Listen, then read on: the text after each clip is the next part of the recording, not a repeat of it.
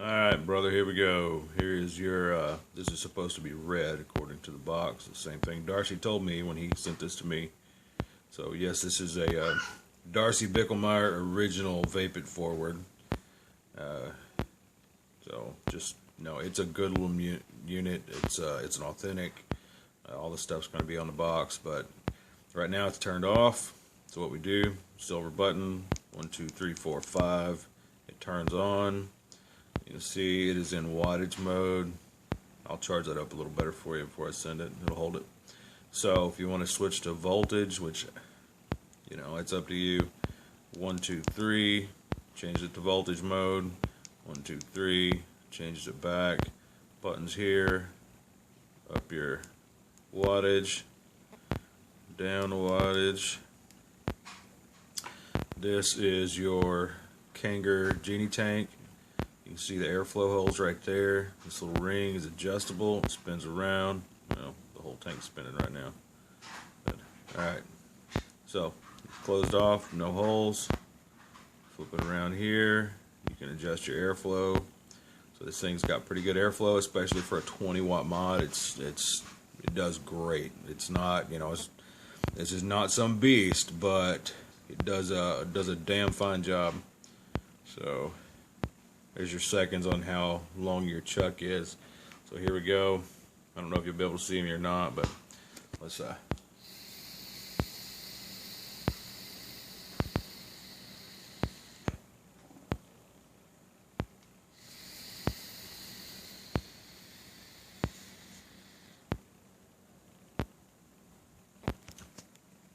so that's what this unit will do, and that is at 11.5 watts. With this particular tank, I really wouldn't go past 12. You're going to risk burning your coils up. So, solid little unit. Like I said, it is pink. Michelle bought this pretty little pink jelly sleeve that, you know, just kind of goes with the mod. You've got another tank. It's called a GS Air. It actually came with the unit. It's this right here. I'm going to try to find a replacement glass. If I can't find one, I found them online for like $8. So if I can get one and get it shipped to you, I'll do that. But if you want to change it, if you want to do that, that's great too. This is a good little tank too. Michelle dropped it, busted the glass on it. So cry because it's got some got really good airflow. There are underneath the rest of the box, you've got a USB cord in here and a couple extra coils. These longer coils go for the Genie tank.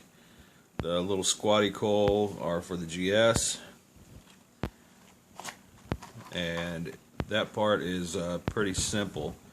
So let me figure out a way to get this camera to stand up, and I'll show you how to take this thing apart. Give me just a second. Let me pause it. Alright, so here we go again. You should see this hillbilly janky setup I got here. So here's how you pull your tank off. It's got this little adapter that comes with it. This unit's kind of small, so you can't put like a big tank on it. This is actually a mini tank, but it's still bigger than the GS tank. And if you get the tank fixed, or if I get you another tank for that GS, it does not require this adapter. It'll run with it on there, but it's not required. This particular tank though has to have it. It'll tell you low addy or no addy, so it's not registering it because the 510 is not picking it up. I'll show you that right here. We'll pull this thing off. It just twists off. See, it's a 510. This will also fit an Evo, just like what you're on your pin. All you do for that is pull the little beauty ring off. It twists on as well. So, pull that off. There you go. There's your Evo set tank adapter. Here's a little Kanger K or T3S. Great little tank. So I'm going to also be sending that to you. It'll thread right on that right there. So there's your Evo. But But if you're running this the Genie tank, that beauty ring makes it look nice and, you know, keeps it pretty. So it's your call there. You don't have to put it on here. It'll fit on there without it. It just looks nice. So set that over to the side and put this beauty ring over here. Let's twist this back on. I'll show you what I'm talking about, just so you're aware what happens. Alright, twist it on, push the fire button, bam. Hit the fire. See, let's flip it around so you can see it. But if you push it to fire, no atomizer. It's not focusing real well, but that's what happens without the adapter, so it just doesn't recognize it. I'm guessing it just doesn't go in and push the buttons, or the contact's not made. Something's going on, but anyway. So there is your iStick, eLeaf iStick 20.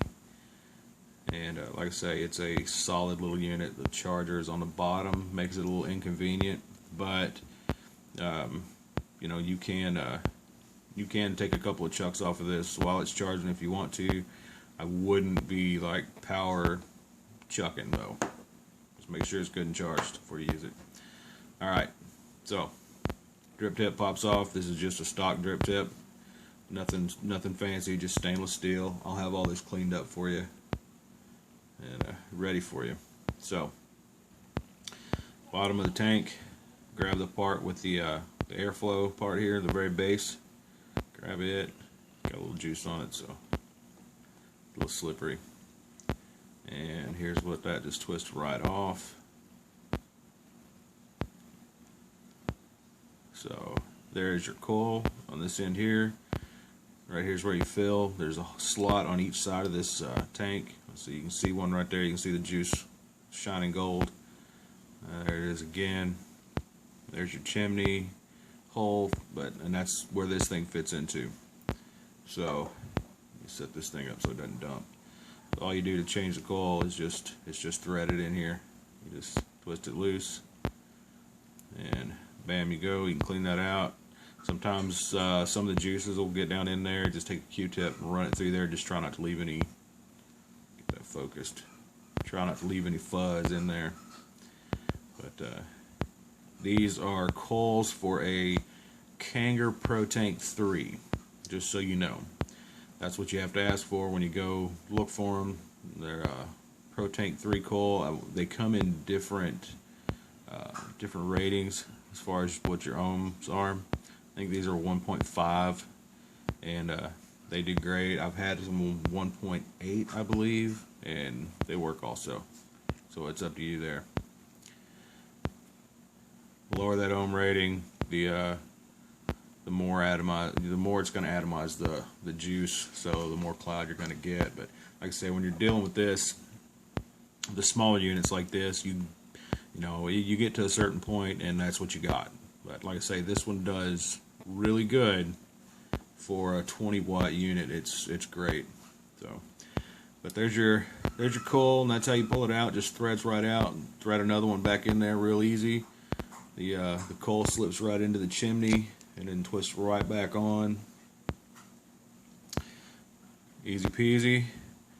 To clean the tank, which you should do every once in a while.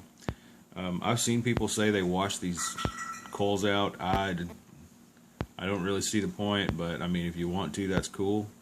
But the thing is once it's burnt, it's burnt. You know, I mean, there's not much you can't wash that out of it. You can wash juice out, but hell, most of the time with this, I just drip or just fill it with something else and chuck it until it went away. The last one. No sense in getting more complicated because you got to dry all the water out, otherwise it'll cause you problems. The tank pulls apart into 3 pieces itself. There's the bottom, the top, and then the actual glass. It's just threaded, so all you have to do is just twist it. I still have juice in there, so I'm not going to take it apart and get all over the table. But you just twist it and pull it loose. There's some rubber gaskets inside here, and here on this end, and where the center chimney comes apart right there in the center. And there will be a gasket on it to make sure you don't lose those. They're crucial Speaking of which, there's one right here on the bottom of these threads as well. If you know, it's not going to focus. Just trust me, damn it, it's there. Let's get that out of the way. So, but yeah, just always check for your gaskets. These will all have them in place, so make sure you know that they're there. That'll keep you from leaking. This thing, occasionally, if you get it tipped over too long, it'll seep a little bit out, and you will drip some into your into the chimney, and then that's hard to do sit on camera. So you'll drip some into the chimney, and it'll end up getting into your tip. So what I would do always was take a Q-tip, pull a little bit off of it, twist it around, and then just kind of squeegee that thing out. Just want to get it in there, just down to the coal. You're not going to go through the coal, but see, there's a little bit of juice there in the chimney. Well, you can't really see it on the camera. I can see it here. Got a little bit of discoloration, so just take that, squeegee it out, and especially if you start, if you're vaping and you start getting a little bit of liquid, or it starts to burn a little bit, you know, in the back of your throat, that means you're pulling liquid through, and it's not vaporizing properly. So you probably you're flooded a little bit, is all it is. Like I say, good old Q-tip, pull some of the wadding off, squeegee that shit, bam, good to go, money. And brother, I'm gonna send this out here either, well, I guess it'll be tomorrow now, because I'm sitting around here at the house too long today, but we'll get it in the mail, and hope you like it, man. Hope it services you well. So, love you, brother. Vape that pen forward if you can. Get to somebody else that needs one. There's several other people in the groups that are trying to. And the woman, when I was talking to Michelle about vaping this thing forward, and I mentioned several people, and when your name came up, she said, that's who I want to give it to. She said, he's a sweetheart. That's who I want to have it. So, there you go. Helping everybody as we can. But, enjoy. Take it easy. Keep growing that damn beard. Some bitch is a beast. And, peace, brother.